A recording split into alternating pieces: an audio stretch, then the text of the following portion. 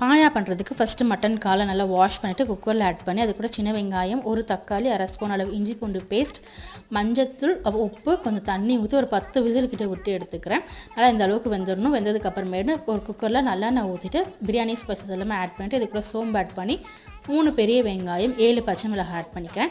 Add பண்ணி நல்லா இதை வதக்கிக்கிறேன். வதங்கினதுக்கப்புறமேட்டு ஒரு 2 ஸ்பூன் அளவு இஞ்சி பூண்டு பேஸ்ட் ஆட் பண்ணிவிட்டு நல்லா வதக்கி விட்டுட்டு இதுக்கு ஒரு கோகோனட் பேஸ்ட் ரெடி பண்ணிக்கலாம். நல்லா அரை முடி அளவு தேங்காய், 10 பச்சை மிளகாய், 10 முந்திரி பருப்பு, 1 ஸ்பூன் அளவு கசகசா, புதினா, கொத்தமல்லி ஆட் பண்ணி நல்லா பேஸ்ட் மாதிரி அரைச்சிக்கிறேன்.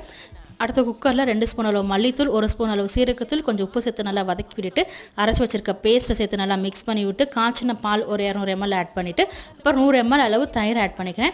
நல்லா எல்லாத்தையும் சேர்த்து நல்லா வதக்கிட்டு அப்புறம் வேக வச்சிருக்க காலை சேர்த்துட்டு 1 ஸ்பூன் அளவு சோம்பு தூள் ஆட் பண்ணிவிட்டு குக்கரை மூடி ஒரு 2 விசில் விட்டு எடுத்துக்கிறேன். இப்போ லாஸ்ட்டாக கொஞ்சம் கொத்தமல்லி போட்டு கொஞ்சம் பெப்பர் போட்டு 1 ஸ்பூன் அளவு பெப்பர் போட்டு சர்வ்